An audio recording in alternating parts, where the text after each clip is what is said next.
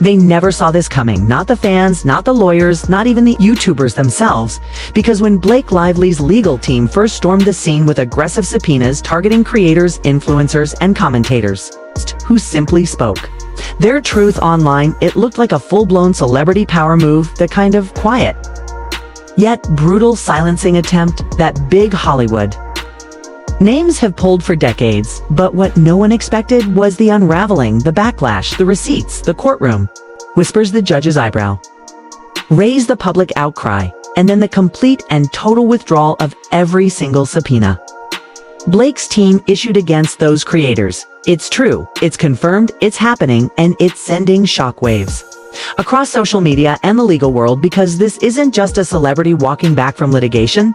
This is an admission, whether verbalized or not, that the strategy backfired and that creators refused to be silenced. This is a full reversal, a sudden retreat, and the clearest indication yet that Blake Lively's legal machine is not as invincible as it once seemed. We're going to unpack the moment Blake's team filed a notice to officially withdraw the subpoenas, the legal statements that followed the creators' unfiltered reactions, and what this means for freedom of speech online, because at its core, this isn't just about one actress or one set of creators. This is about setting a precedent if celebrities can't weaponize the legal system to muzzle commentary. If the courts push back on strategic subpoenas, then the entire landscape of creator commentary shifts, and Blake's case becomes the prime example of how not to handle criticism online. So, what changed? What broke the silence? What forced this dramatic reversal? Was it the judge? Was it the legal costs? Was it the media pressure? Or maybe, just maybe, it was the public seeing through the charade and rallying behind the truth. Because here's what we know for sure: when the subpoenas first dropped, creators were scrambling, reaching out to lawyers, confused, shocked, anxious, but they didn't back down. Instead, they mobilized, they pushed back, and the facts came out fast. Facts that cast serious doubt on the foundation of Blake's case. And while her team hoped to force YouTubers into silence, what they got instead was exposure, transparency, and now this total withdrawal is not just procedural, it's symbolic. It means someone in her camp blinked, someone backed off, and someone finally realized the damage was outweighing the control. This move tells us the case is slipping away from them, and with the Candace Owens trial heating up with more eyes on this than ever before, this single filing may be the domino that changes everything. Buckle up, because we're diving straight into the timeline. The real reason behind the legal reversal, the aftermath in court, and what creators are saying now that the subpoenas are gone. They tried to silence the internet, and now they're the ones retreating. Let's get into it. They filed them so quickly with such confidence, as if their plan was airtight, like it had been drafted in silence, behind glass walls, by some of the most powerful Hollywood attorneys money could buy. But what they didn't anticipate, what they couldn't prepare for, was the collective resistance of the very people they thought they could crush with a few court documents. Because the moment Blake Lively's team began issuing subpoenas to YouTubers, commentators, and digital journalists who dared to speak on her controversies, it triggered a ripple effect that would very soon explode into a tidal wave of backlash. And now, weeks later, all that legal pressure, all those attempts at intimidation, have collapsed into a single stunning move: a complete withdrawal of every subpoena filed, and a silent acknowledgement that this fight wasn't going the way they expected, not even close. This moment wasn't just an isolated court filing, it was the unraveling of a much larger strategy, the tearing apart of an illusion that Blake Lively and her team had everything under control. Because if you peel back the polished surface of Hollywood's elite, what you find is fear of exposure, fear of truth, fear of the public turning, and this move proves it. When they launched the legal assault, they underestimated the intelligence of their targets. They thought creators would fold under pressure, but instead, they united shared resources, exposed inconsistencies, and suddenly, Blake's legal team was caught in a public relations nightmare worse than the one they were trying to bury. The subpoenas weren't about finding truth, they were about leverage, about control, and the courts weren't blind to that. Neither were the fans who watched every twist play out in real time on social media. Because the receipts came fast, creators began posting copies of the subpoenas, some of which demanded private communications, internal notes, and source material. And when creators questioned the legality and ethics of such demands, the response from Blake's legal team was radio silence. No clarification, no apology, just mounting pressure, which only fanned the flames of controversy and pushed this story into viral territory, suddenly mainstream outlets were paying attention. Suddenly lawyers were weighing in publicly, and what once looked like a quiet legal sweep had become an explosive national conversation about celebrity overreach and creator rights. And that's when the cracks started to show in court filings, in off-the-record whispers in late-night legal strategy meetings, where the tone shifted from confidence to panic, and behind the scenes, something shifted dramatically. Some say it was the judge's pushback in private chambers, others say it was the cost spiraling out of control, or perhaps even more frightening for Blake, it was the realization that discovery could work both ways, and that if these cases advanced, the spotlight could turn inward and expose communications she and her team never intended to see daylight. And then, just like that, the withdrawal came swift, quiet, unceremonious, but heavy with implication. It wasn't just a retreat, it was a warning shot that their plan had failed, and creators everywhere immediately understood what it meant. The biggest names in this space, some of whom had stayed silent, waiting to see how things would play out, began speaking out, declaring victory and warning other celebrities that this would set a precedent. That you can't just subpoena your way out of criticism, not anymore. The tide has turned, and Blake Lively's strategy has just become the textbook example of legal overreach gone wrong. What people still don't fully grasp is just how calculated this campaign was from the very beginning, because these subpoenas weren't born out of legal necessity.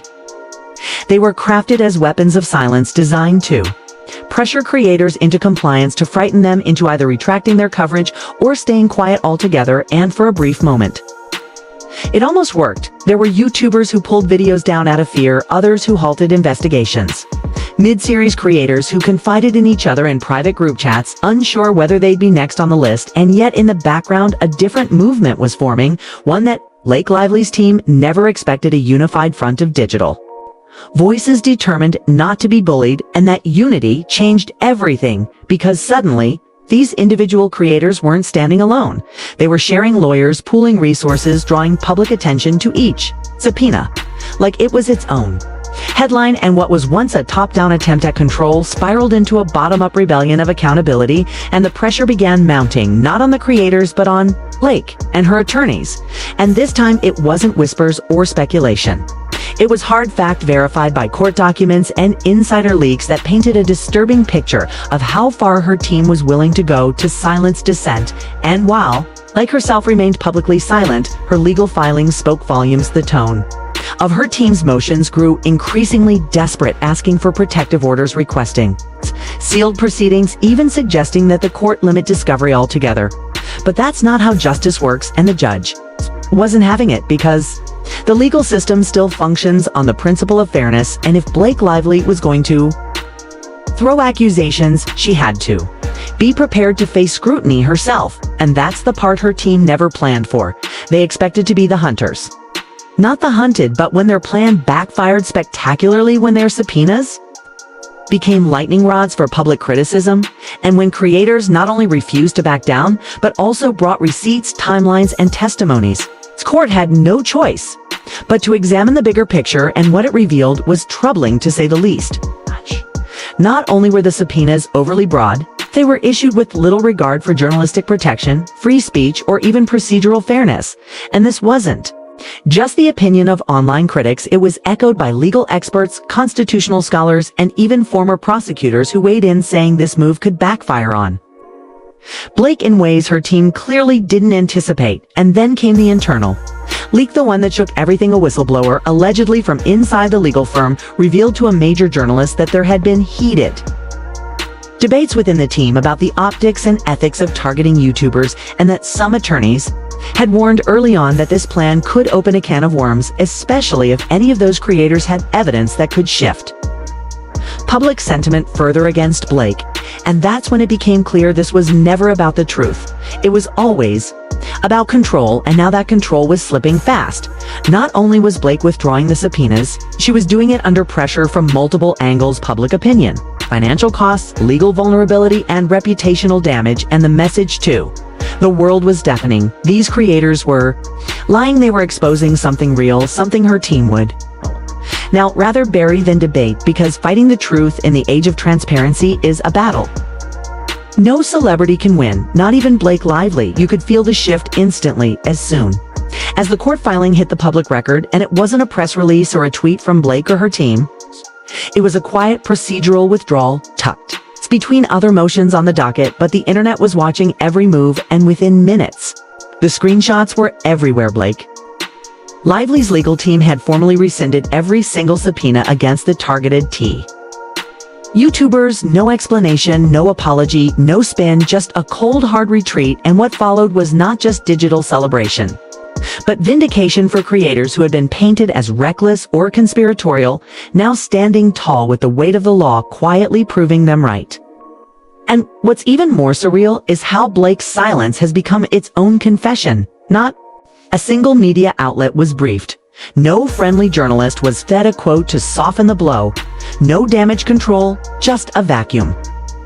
And in that vacuum, the truth got louder, because for months these creators were told they were exaggerating, being dramatic, chasing clout, when in reality they were being hunted by one of the most powerful PR legal machines in Hollywood. And now that machine was reversing course hard and fast because it couldn't handle what came next. Because what people don't realize is that once you open the legal door to discovery, everything changes. It's not just about what you accuse someone of, it's about what comes out in the process. Emails, texts, call logs, internal memos, the kinds of things publicists have nightmares about, and Blake's team saw that future. They saw a courtroom where creators asked the hard questions, where their attorneys demanded transparency about who ordered what and why, and how deep this really went. And they saw that those questions would not only expose Blake's legal playbook, but maybe even implicate others in her circle. And that's a risk they weren't willing to take, because once creators get subpoena power themselves, everything flips and the hunted becomes the hunter. And no amount of PR polish or celebrity charm can withstand that. So instead they cut and ran, but it was too late. The damage had been done, the creators were emboldened, and more importantly, they now had a story that would live forever. Because even if no formal apology was issued, the court record tells the tale, a legal strategy that went too far, a miscalculated power grab that imploded under scrutiny, and a group of independent voices that refused to be erased. And that's not just a YouTube victory, it's a cultural one, because for the first time in this digital age, we saw what happens when celebrity legal intimidation meets algorithmic resistance, when millions of viewers become a jury of their own, and when truth doesn't need permission to be told. And the silence from Blake is the loudest thing in the room, because she knows she lost, not in court per se, but in the court of public opinion, in the battle of narrative, in the war of trust. And now every brand she touches, every deal she signs, every red carpet she walks is shadowed by this, because no matter what her team says moving forward, people will remember that when faced with truth, she tried to silence it. And when that didn't work, she vanished. And that absence speaks louder than any closing argument ever could. And while the headlines began to slow down, the ripple effects only got stronger behind the scenes. Phones were ringing, emails were flying, and PR firms who once worshipped the Blake Lively brand were now having emergency meetings, because the withdrawal wasn't just a legal move, it was a signal. A blinking red light that said, we have lost control. And that message traveled faster than any subpoena ever could, across boardrooms and talent agencies, across influencer, DMIs, and producer group chats. The conversation had shifted from damage control to survival mode, because the narrative was no longer about whether YouTubers went too far. It was about whether Blake's team was hiding something far worse. And that question refused to die, because the moment her lawyers backed out, the creators started talking louder, and they had receipts, timelines, screenshots, affidavits, the kind of grassroots evidence that no law firm could spin away. And with every new upload, every new commentary video, every new roundtable stream, the credibility gap between Hollywood and the creator economy grew wider, and the public didn't hesitate to pick a side, because for once, the power imbalance wasn't working the way it used to. Blake had the lawyers, the money, the connections, but she didn't have the truth. And once that became obvious, the floodgates opened. Fans started digging into old interviews, resurfacing press appearances, dissecting PR campaigns that once looked innocent but now felt strategic, manipulative, orchestrated. And in the center of it all was a growing question. Who else knew about these subpoenas? Were publicists involved? Studio partners? Legal advisors? Or was this Blake acting alone, and that mystery only added fuel because when the court documents showed no official justification, no legal reasoning for backing out, it's just a flat filing of withdrawal, it screamed, fear not fairness, and creators knew. They knew this wasn't about closure. This was about containment, and it wasn't working, because if anything, the withdrawal made the story bigger. Now journalists wanted in. They started requesting comment legal analysts on cable news. Wade. In questioning why such a high-profile case would suddenly vanish, and industry insiders whispered about calls being made favors being cashed in desperate attempts to make it go away, but it wasn't going away because the internet doesn't forget. And more importantly, the creators were united. They'd seen the dark side of celebrity influence weaponized against them. And they weren't going to let that go unchallenged. Not now, not after everything, and so they kept pushing, demanding answers, calling for transparency, and it wasn't just about Blake anymore. It was about the system, the machinery that allowed this to happen unchecked for so long, the way celebrities use legal threats to silence dissent, to rewrite history, to bully opposition. And Blake just happened to be the one who got caught mid-play. The one whose strategy collapsed under the weight of its own arrogance, and now she had no escape, no PR tour could fix. This no teary-eyed interview could undo the months of intimidation that creators had endured, and maybe she knew that maybe that's why the silence has become so permanent, because she understands that the more she speaks, the worse it gets. Every word a reminder that she tried to bury a story and instead planted a revolution. And so the creators march on, louder, more confident, backed by viewers who now understand what's really at stake. And for Blake, the future looks lonelier, more fragile, her once bulletproof reputation now cracked by the very truth she tried to erase, and that's the legacy she's left behind. And just when people thought the drama had reached its boiling point, just when creators finally took a breath, thinking they'd survived the storm, a quiet unease began to set in, because if Blake Lively truly admitted defeat, if she really withdrew every subpoena without a backup plan, then why were certain channels still reporting strange legal inquiries? Why were anonymous threats still popping up in comment sections? And why did one creator receive a size sand assist letter dated 2 days after the official withdrawal? Something didn't add up, and while the public headline screamed surrender, the backstage whispers screamed something much more sinister: retaliation.